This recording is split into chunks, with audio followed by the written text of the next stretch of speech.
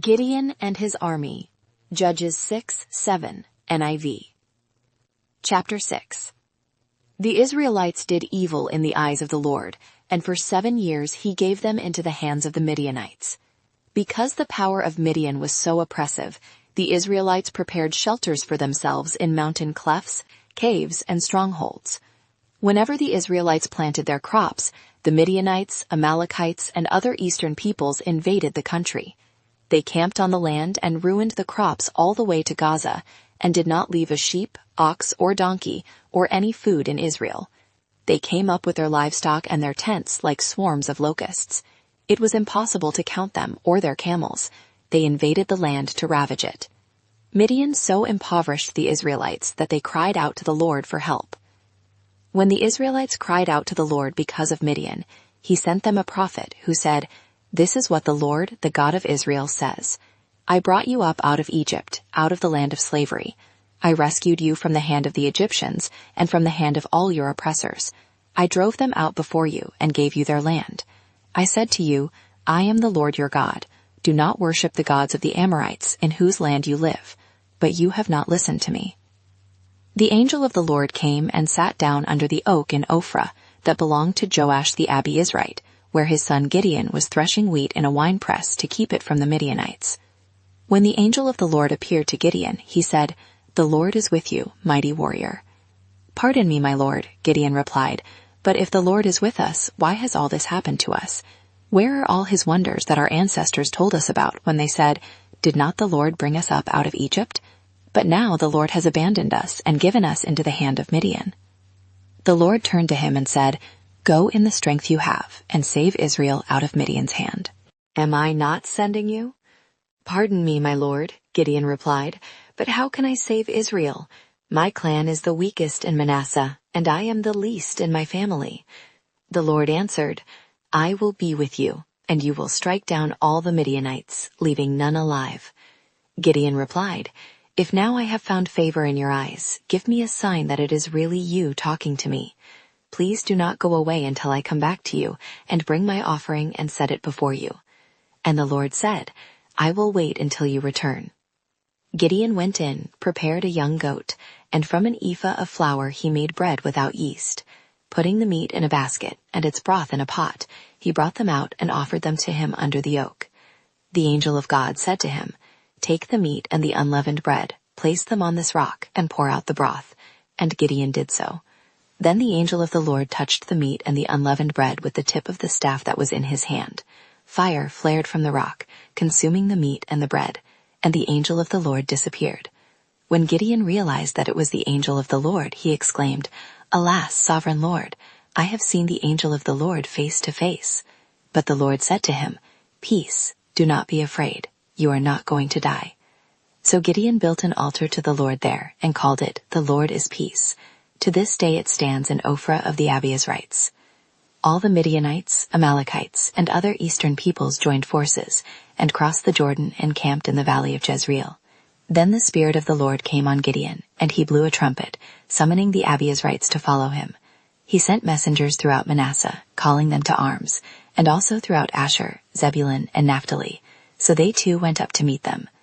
Gideon said to God, "If you will save Israel by my hand, as you have promised, look, I will place a wool fleece on the threshing floor. If there is dew only on the fleece and all the ground is dry, then I will know that you will save Israel by my hand, as you said." And that is what happened. Gideon rose early the next day.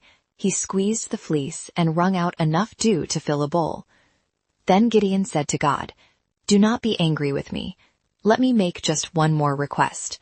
Allow me one more test with the fleece. This time make the fleece dry and the ground covered with dew." That night God did so. Only the fleece was dry. All the ground was covered with dew. Chapter 7. Early in the morning, Jerubbaal, that is Gideon, and all his men camped at the spring of Harod. The Midianite camp was to their north in the valley, near the hill of Moreh. The Lord said to Gideon, "You have too many men for me to deliver Midian into their hands. In order that Israel may not boast against me that her own strength has saved her, announce now to the people, anyone who trembles with fear may turn back and leave Mount Gilead." So 22,000 men left, while 10,000 remained. But the Lord said to Gideon, "There are still too many men.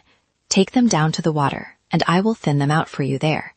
If I say, 'This one shall go with you,' he shall go. But if I say, 'This one shall not go with you,' he shall not go." So Gideon took the men down to the water. There the Lord told him, "Everyone who laps up water with their tongue like a dog must be set aside in one group. In the same way, set aside everyone who kneels down to drink." 300 of them drank from cupped hands, lapping like dogs. All the rest got down on their knees to drink. The Lord said to Gideon, "With the 300 men that lapped, I will save you and give the Midianites into your hands. Let all the others go home."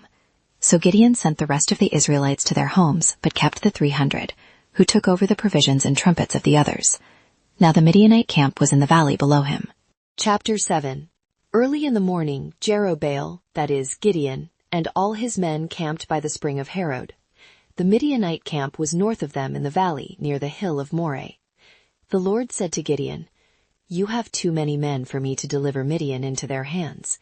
In order that Israel may not boast against me that her own strength has saved her, announce now to the people, 'Anyone who trembles with fear may turn back and leave Mount Gilead.'" So 22,000 men left, while 10,000 remained. But the Lord said to Gideon, "There are still too many men.